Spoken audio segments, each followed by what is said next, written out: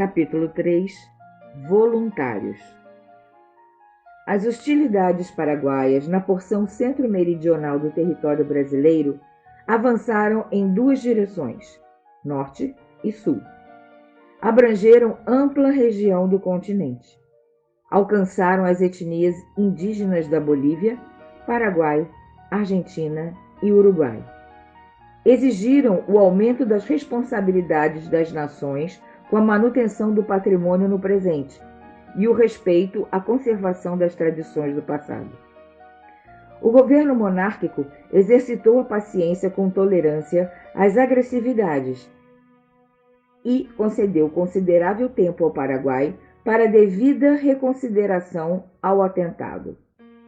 Aguardou os resultados das providências de chancelaria, sem, entretanto, abdicar da soberania nacional, e convocou os brasileiros para o inevitável teatro de guerra no último dia da primeira semana do mês de janeiro de 1865. O governo imperial não havia conseguido estratificar a vaidade que se cristalizava na alma dos seus compatriotas, por conta dos últimos sucessos de dolorosas etapas na construção da consolidação ao respeito à soberania nacional. O ministro do Gabinete das Relações Exteriores continuava as voltas para responder ao complexo relatório da questão Christie, implicando alto prejuízo econômico para a nação e estremecimento das relações com o governo inglês. Um dos brasileiros, ilustre e militar digno das mais sinceras homenagens, o Conde de Porto Alegre, em regresso triunfante de ferrenhas lutas, desfraldou a bandeira do Brasil contra a crueldade tirânica e despótica de Rosas, da Argentina, e de Oribe, no Uruguai. Eliminou definitivamente as influências perversas que assolavam e inquietavam a Bacia Platina, envergonhando Buenos Aires. Os louros da vitória, ainda impregnada no sentimento nacional, perfumavam os sentimentos dos brasileiros, que se alistaram em contingentes entusiasmados de veemente e desejosa paixão com a meta, reprimir e expulsar os agressores. As primeiras tropas terrestres partiram do Rio de Janeiro. Juntaram-se aos reforços em Uberaba, na província de Minas Gerais, depois de percorrerem mais de 2.000 quilômetros em exaustiva marcha a pé até alcançar Coxim. O inimigo continuou a marcha ofensiva, avançando para Uruguaiana. A diplomacia imperial ganhou tempo, se reorganizando com os países amigos. Costuraram a estratégia de defesa mútua. Assinado o Tratado da Tríplice Aliança, em 1º de maio de 1865, um dia antes, o exército do Brasil passou a contar com os reforços de mais 49 batalhões de voluntários apresentados pelas províncias. Os contingentes de voluntários se constituíam, em sua maioria, de membros da Guarda Nacional, membros pertencentes às corporações de polícia das províncias, escravos alforriados, escravos com promessas de alforria, escravos libertos e escravos fugitivos. Nessa hora, o governo fez vista grossa em favor dos infratores. Alistaram índios e outros voluntários, além dos qualificados para o serviço de apoio logístico, enfermagem e saúde. O próprio monarca procurou exemplificar. Liberou os escravos das fazendas nacionais para se apresentarem espontaneamente aos campos de guerra. Formaram, assim, considerável número de batalhões de negros e índios de todas as regiões, valorosos e destemidos combatentes. Nesse clima de comoção nacional imensurável, o homem se entrega à pátria, como o filho se entrega confiante ao regaço da mãe. Alimenta a única certeza que o acompanha durante toda a vida, de que ela nunca o abandonará. E se por infortúnio dessa mãe ele perecer em seu seio, em suprema dor, ela o afagará, Alisará seus cabelos com a delicadeza da inigualável mão materna. E o aconchegará com a ternura dos braços que somente o colo materno é capaz de acomodar no clarão silencioso desse instante e sufocar o pranto sublimado no peito. Os infernos do mundo, reunidos com a finalidade de aprimorar a técnica e evolução da maldade na criação de uma dor maior com suas potestades diabólicas, não vislumbraram criatividade mais perversa, mais maligna, e criaram as guerras.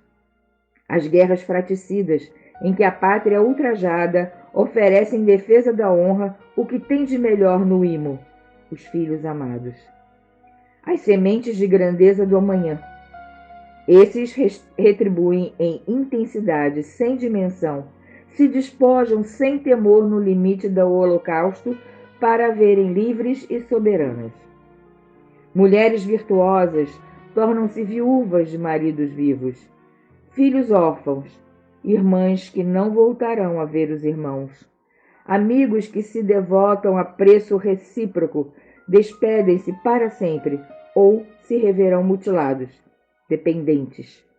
Terrível, terrível. Haverá na guerra uma forma menos pungente e consternada de a mãe devolver um filho a outra? Um pai, um irmão, um parente, um amigo. Que maneira de honrar a pátria, de amá-la, de servi-la. Que dever. O sangue, a vida por ela. O último grito de impositivo cívico a que as famílias se entregam para não carregar a consciência sobrecarregada de cruéis remorsos frente à nação. Logo, os portos se enchem e os navios lotam. A excitação é geral. Ou ficar a pátria livre dos invasores, ou morrer pelo Brasil. E partem. Embarcam na perigosa aventura patriótica. Marcham estoicamente para a morte. A determinação e a ferocidade encarniçada do inimigo são conhecidas nos primeiros combates ressoantes de canhões que retumbam com destruição, pavor e morte. Soldados, combatentes aguerridos de corpo e alma, entregam-se de peito aberto em arrebatados alaridos ao fogo inimigo e aliado misturado nas batalhas, confundidos no palco da guerra, resultando em tenebroso massacre de ambos. Os campos se tingem encharcados de sangue. As impetuosidades espartanas dos preparados soldados paraguaios demonstram que a guerra será encarniçada e longa, mas indesejada. Requer dos aliados estratégias elaboradas e eficazes. O contingente enviado é relativamente proporcional aos habitantes. As baixas se sucedem aos milhares e o governo imperial necessita de reposição constante. O terreno é desconhecido, os óbices imensos e urge superá-los. Em desvendado paradoxo, o inimigo conhece melhor o terreno da batalha. Tendo-o visitado antes, mapeou-o cuidadosamente em campanha espionária, levando por isso enorme vantagem. A ferocidade intrépida do inimigo promove contínuas e enormes baixas nos exércitos aliados.